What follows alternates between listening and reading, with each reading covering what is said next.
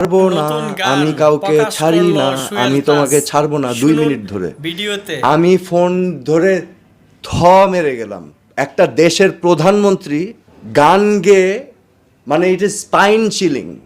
এটা আপনাকে আতঙ্কিত করবে, বিকজ ইউ ডোন্ট নো এটা কি, এই জিনিসটা কি।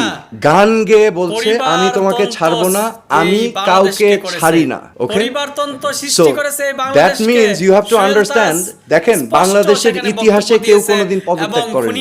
দিস ওয়াজ মাই প্রোটেস্ট, আমার প্রোটেস্ট এগেইনস্ট দুর্নীতি, অনিয়ম এবং সকল ধরনের অপকর্মের বিরুদ্ধে আমার প্রোটেস্ট ছিল। আমি ভেবেছিলাম মানুষ বুঝবে, কিন্তু মানুষ আমাকে আবার গালি দিয়েছে যে আরে কি বোকা লোক, মন্ত্রিত্ব ছাড়ে নাকি কেউ কোনোদিন। এটার ভিতরেই থেকে আপনি কাজ করতেন, ভিতরে থেকে কাজ করা যায় না। ওকে, যদি না একদম উপর থেকে ইচ্ছা।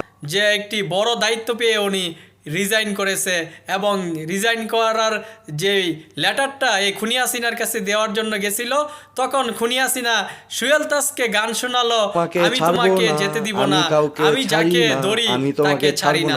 এখন চিন্তা করুন, এই খুনি হাসিনা একটা প্রাইম মিনিস্টার হয়ে এই একটা দেশের প্রধানমন্ত্রী গান গেয়ে, খুনি হাসিনার সকল অপকর্ম এই সুয়েল তাজ আজকে প্রকাশ করলো। শুনুন কি বলে, খুনি হাসিনার জন্য যারা মায়া কান্না করে তাদেরকে সাবধান করে দিতে চায়।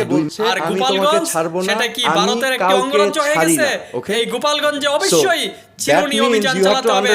এই খুনি হাসিনা সকল এই স্বৈরতন্ত্র যারা সৃষ্টি করেছিল এবং ফ্যাসিজম যারা সৃষ্টি করেছিল এবং যারা অপকর্ম এবং এই ছাত্রদেরকে হত্যা করেছিল, এই খুনি হাসিনার বড় বড় এমপি মন্ত্রী তাদেরকে গ্রেফতার করতে হবে এবং গোপালগঞ্জে দেশীয় অস্ত্র এবং কালো টাকা উদ্ধার করতে হবে। প্রশাসনের দৃষ্টি আকর্ষণ করতে চাই। আর খুনি হাসিনা